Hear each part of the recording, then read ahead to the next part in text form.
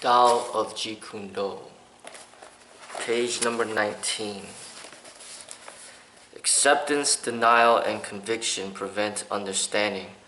Let your mind move together with another's in understanding with sensitivity. Then there is a possibility of real communication. To understand one another, there must be a state of choiceless awareness where there is no sense of comparison or condemnation. No waiting for a further development of discussion in order to agree or disagree.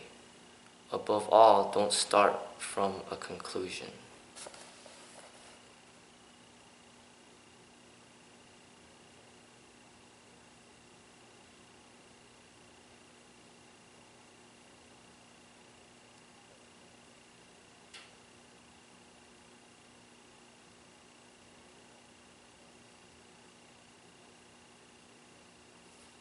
In this, to me, he's just talking about not having your conclusions already set when you're conversating with somebody. Sometimes when people are conversating with others, they already have an idea, or they already feel that they know what's true, and they're not truly listening to the other person that's speaking. They're just waiting for their turn to speak. I think that happens quite often, It's not a true communication because there's no real listening going on from either party. Both individuals are just trying to prove a point. They're just kind of already closed-minded. He's basically saying to remain open-minded, to not draw conclusions, but to simply listen with the open mind, and to be very sensitive and aware in order to truly communicate with another person.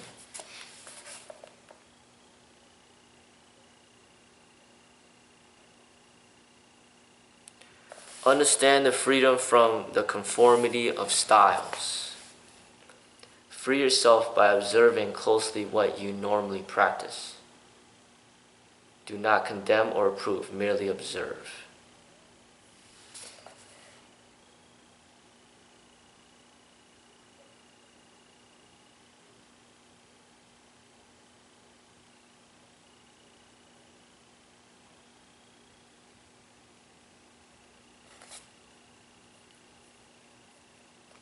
Saying, understand the truth to freedom and how beneficial it is to be free, to not be conformed to any style. So style is like a prison. So it doesn't matter if you're in a prison in one state or another state, in one country or another country. If you're in a prison, you're in a prison. It doesn't matter the prison is an ugly prison, a dirty prison, or a beautiful prison, a clean prison. It's still a prison. So understand the beauty of freedom. Once you understand that, now closely observe what you're practicing and just observe. Be truthful to yourself. Are you stuck in a prison? If you truly admit to yourself that you are in a prison, then the objective is to free yourself in order to reach your potential. But sometimes the prisons are so beautifully decorated that you don't want to leave, and you don't want to admit to yourself that it's a prison, even though it's a beautiful prison. So it might be a certain style that's, that is quite effective, but it's still a style.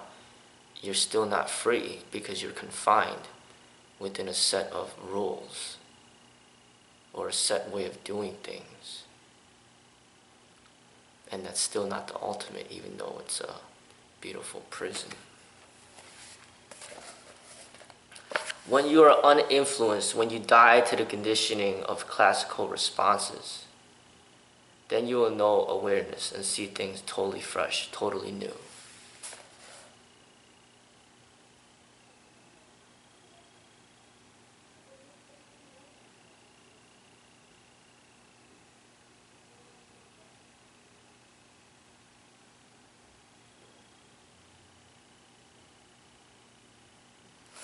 So classical response is the classical system.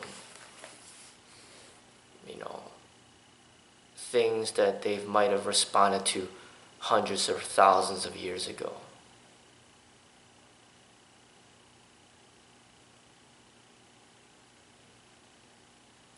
You know, like the Taekwondo style system, for example, a lot of the high kicks were designed to kick people off their horses.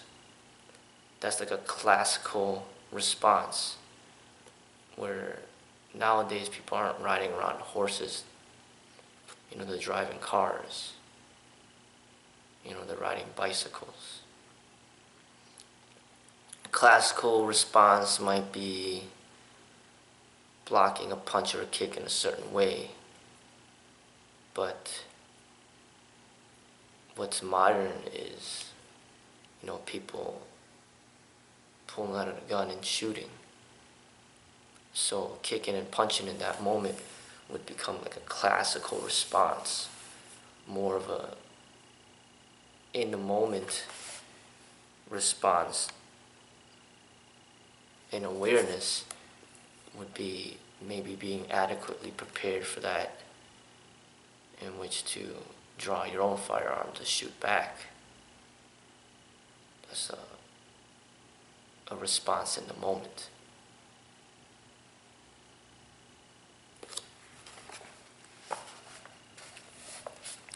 Awareness is without choice, without demand, without anxiety. In that state of mind, there is perception. Perception alone will resolve all our problems.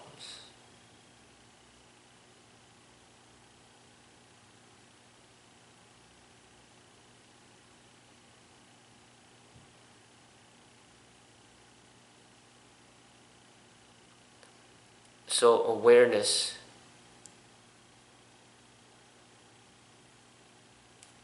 is essentially meditation.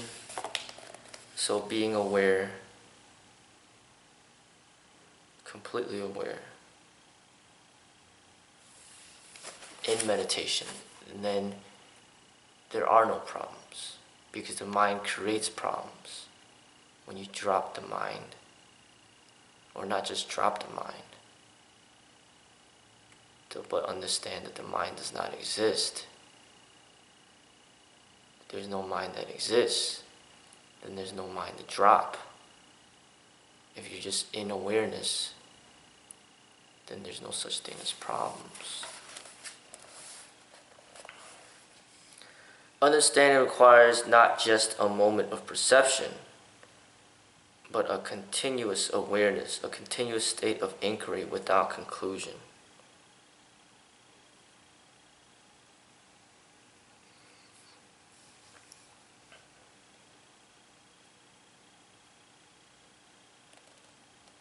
To understand combat, one must approach it in a very simple and direct manner.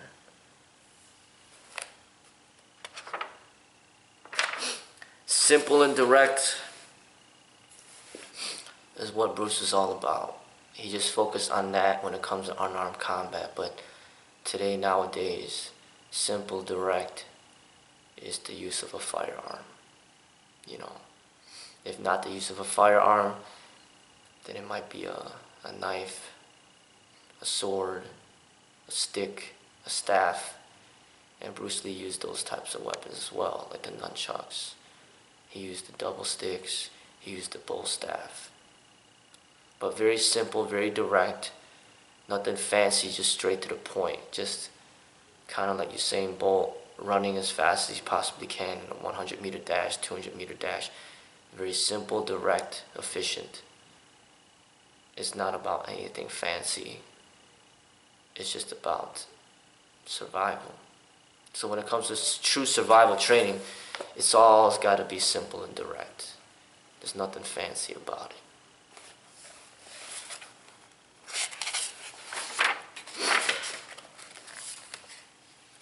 Understanding comes about through feeling from moment to moment in the mirror of relationship.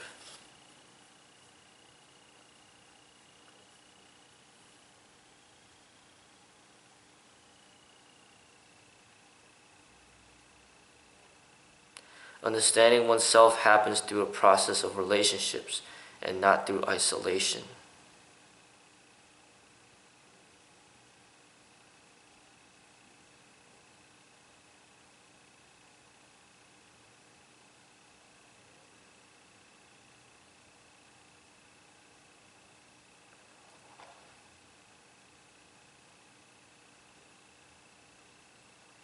So, the more you understand other people, the more you can understand yourself, because you can see a reflection of yourself through other people. You see things that people say or do that you might be critical of, and that kind of is almost like looking at a mirror within yourself to be critical of yourself. And you learn to understand yourself of whatever you choose to criticize in others. To know oneself is to study oneself in action with another person.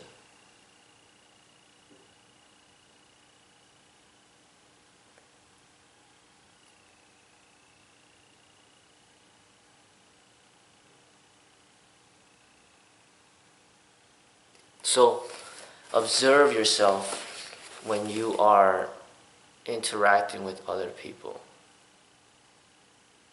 Observe what you're thinking, what you're saying, what you're doing. When you observe,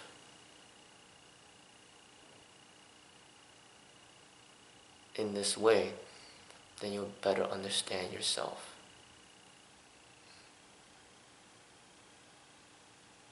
To understand the actual requires awareness, an alert and totally free mind.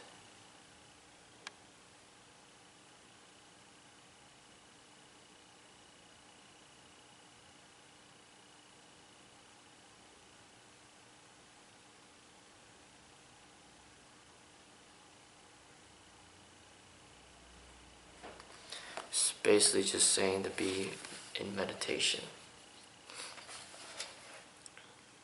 Effort within the mind further limits the mind, because effort implies struggle towards a goal, and when you have a goal, a purpose, an end in view, you have placed a limit on the mind.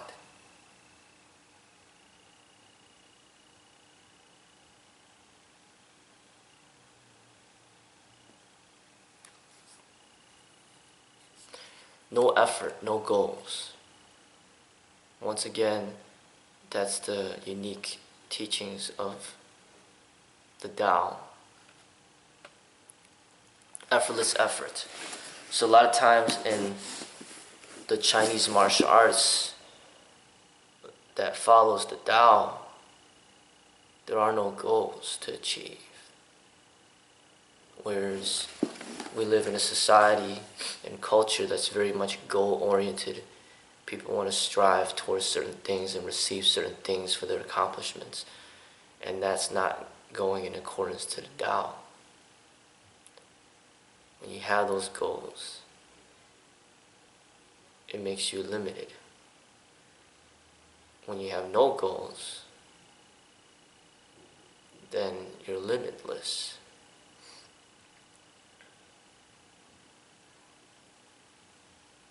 To achieve all goals, there's no achieving mind.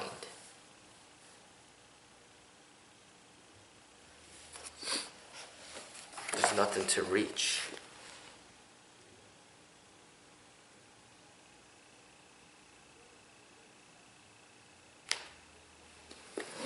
This evening I see something totally new, and that newness is experienced by the mind.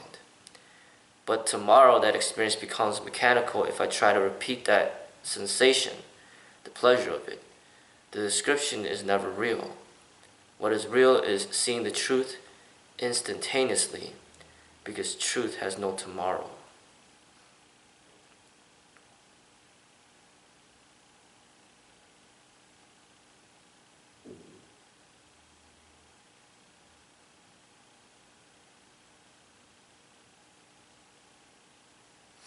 He's saying Truth is being in the moment, in awareness, in a meditation.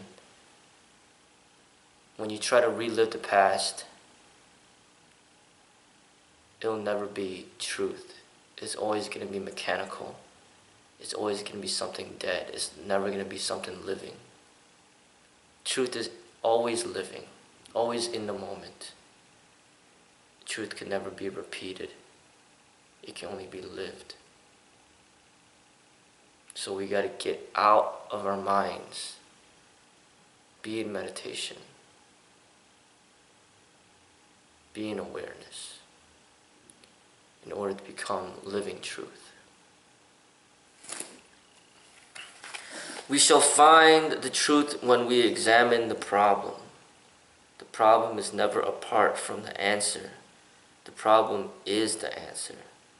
Understanding the problem dissolves the problem.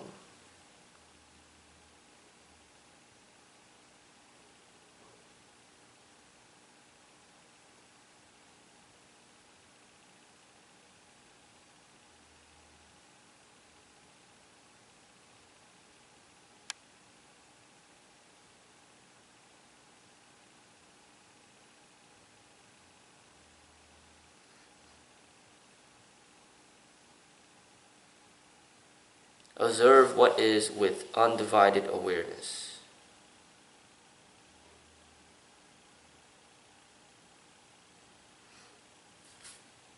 Truth, thusness, is without defiling thought. It cannot be known through conception and thought.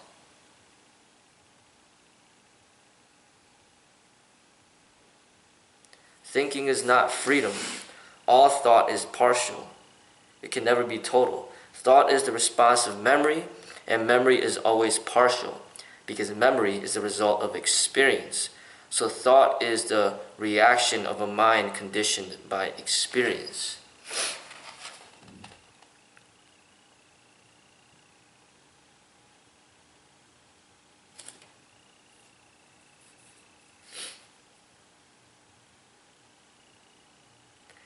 So in order to come closer to truth, you must be free from thought. All thought are collections of memories. So normally somebody that lives longer, has more life experiences, will have more memories, and then have more thoughts, more knowledge.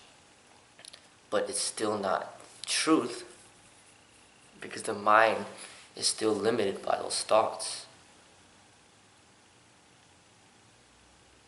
those memories, those experiences. A person has less experiences will have less thoughts, less memories.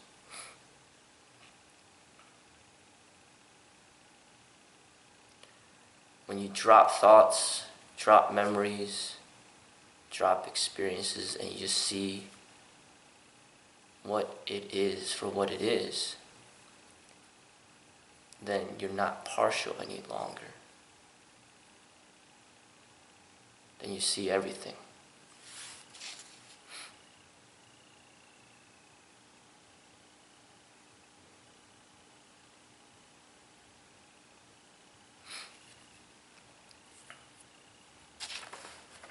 So that is page 20 that I ended at, Tao of Jeet Kune.